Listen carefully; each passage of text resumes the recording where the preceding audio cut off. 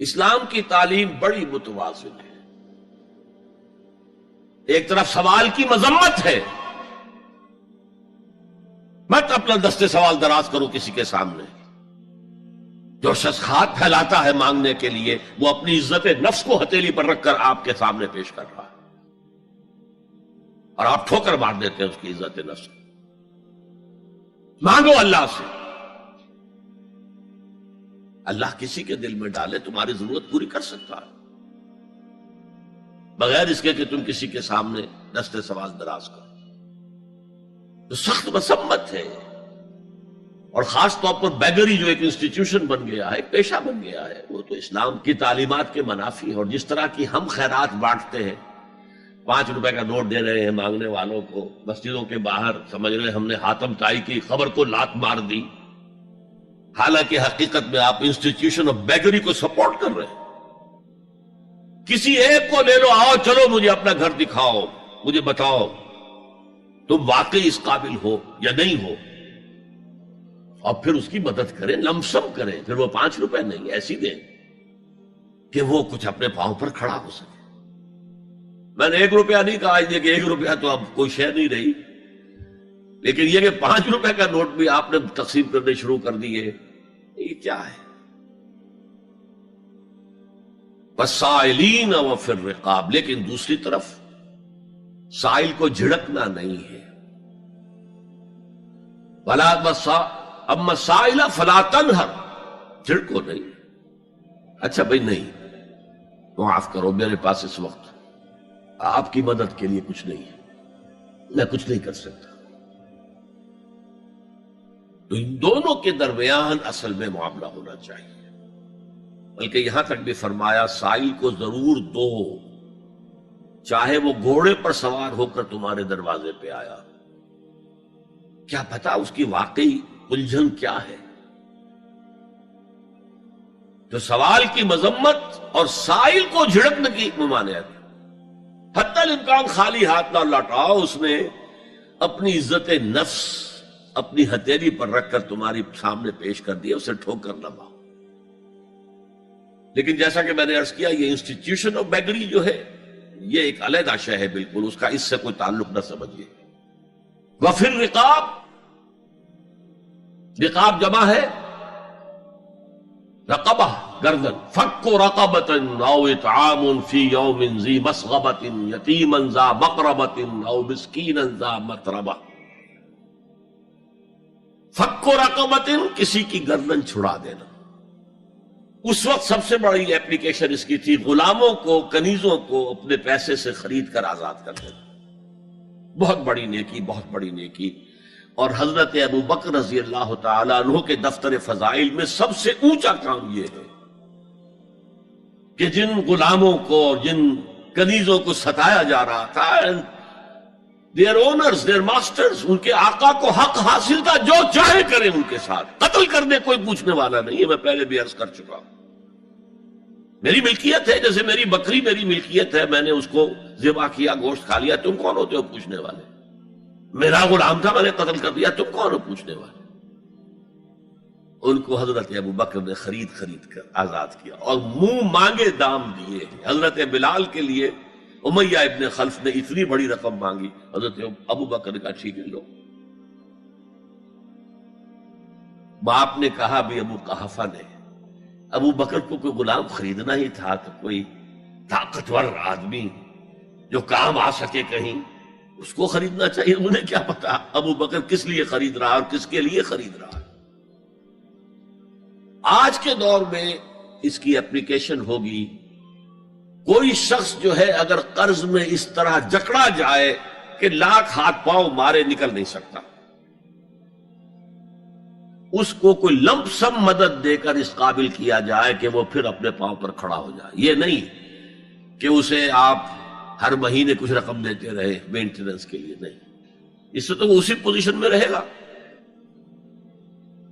یہ بعض minority communities کے اندر یہ معاملہ موجود ہے. کوئی بھائی اگر گر گیا ہے کاروبار میں تو اس کی پھر ایسی مدد کی جائے کہ وہ پھر آپ کی صف میں آ کر کھڑا ہو جائے. Respectable members of your community وہ اس شکل میں پہنچ جائے. یہ بھی فک و رقبتن اس کی ذیل میں آج کل آئے گا. اب اس کے بعد آیا وَأَقَامَ الصَّلَاةَ وَآتَ الزَّكَاةَ. یہ دو کیا ہیں؟ یہ عبادات کی شکل میں دو ستون ہیں جو ان دو چیزوں کو سپورٹ کرتے ہیں جو اب تک بیان ہوئی ہیں. ایمان کو تازہ رکھنے کے لیے نماز قائم کرو. ہر نماز ایمان کی تجدید ہے. اقیم الصلاۃ لذکری، نماز قائم کرو میری یاد کے لیے. اپنا عہد اللہ کے ساتھ تازہ کرو. ایاک نعبد و ایاک نستعین، اے اللہ ہم تیری ہی بندگی کرتے ہیں اور کرتے رہیں گے، تجھ ہی سے مدد مانگتے ہیں اور مانگتے رہیں گے. اپنے اس عہد بندگی کو تازہ کرو، ایمان کو تازہ کرو. الحمدللہ رب العالمین الرحمن الرحیم.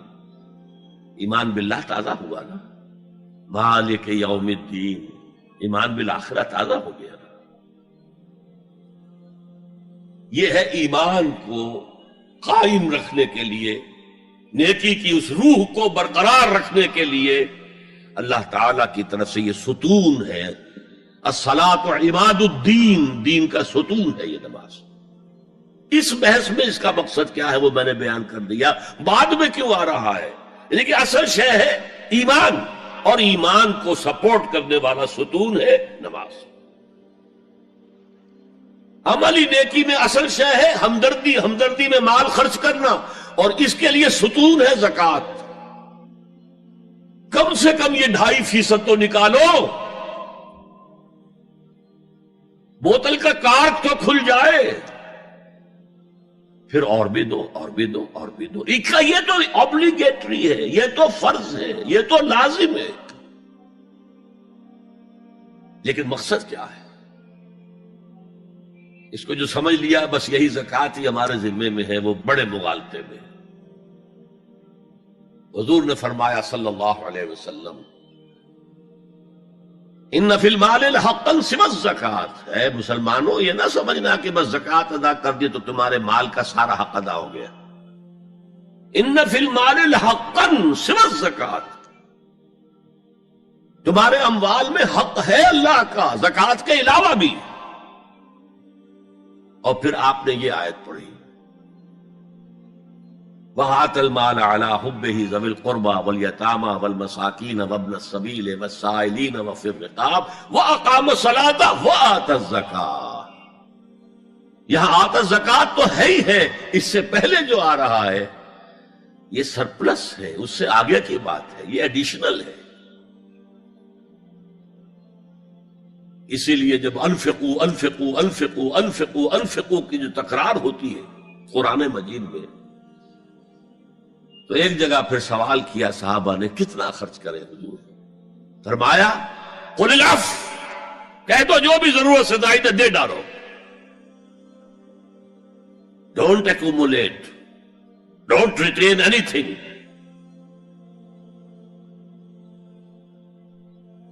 ایک بات آپ سے کہوں، آپ کچھ چونک جائیں گے. حضور نے کبھی زکوٰۃ دی؟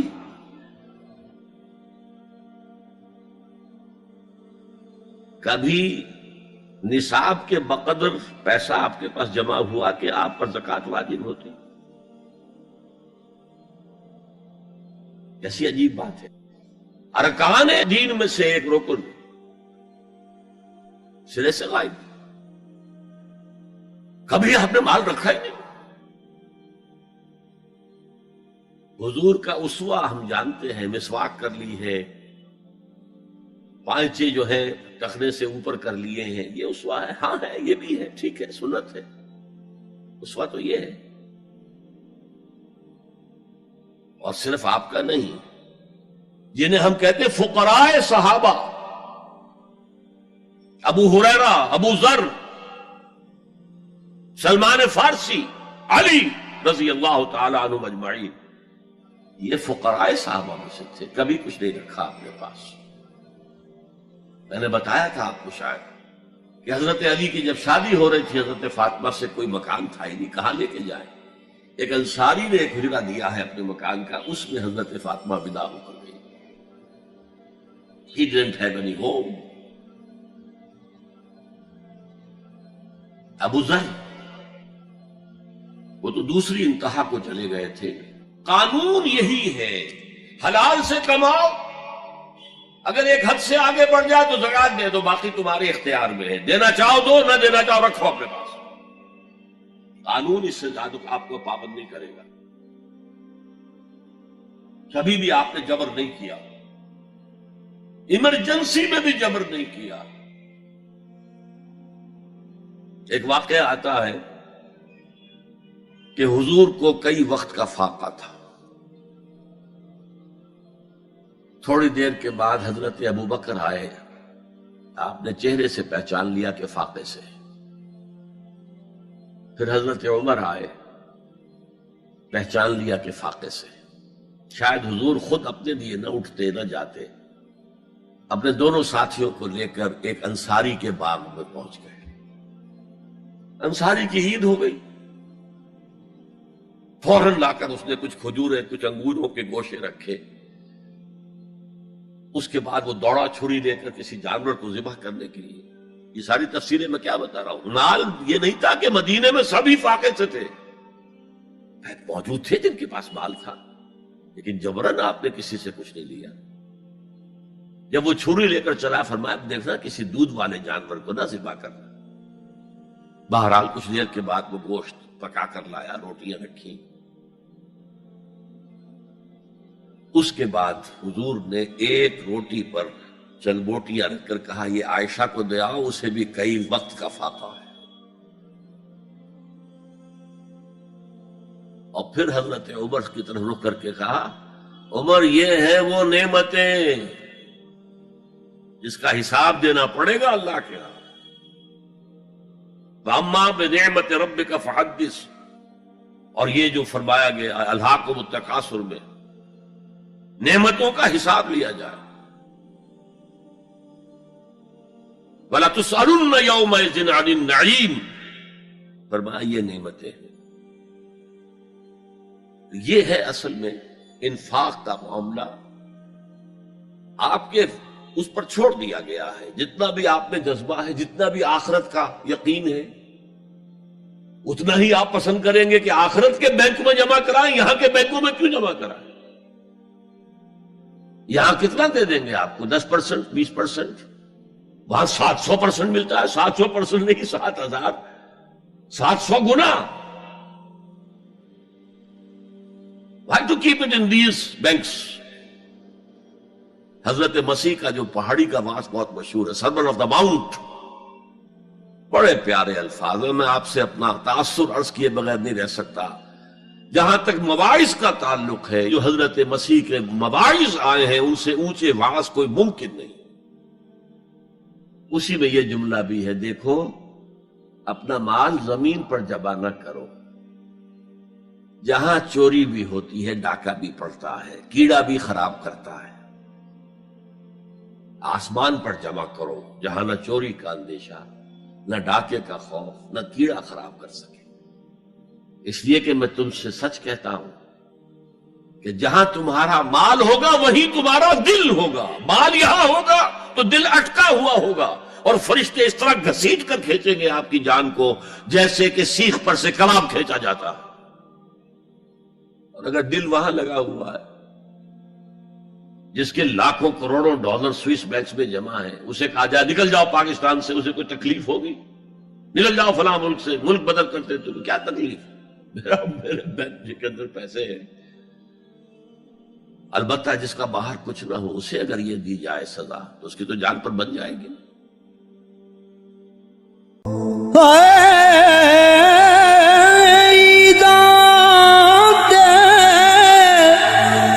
شب رات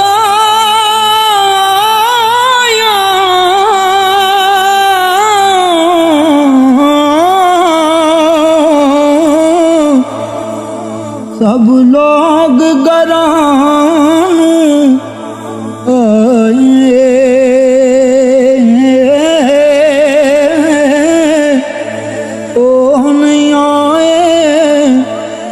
परत मोहम्मद जो आप हथी दफना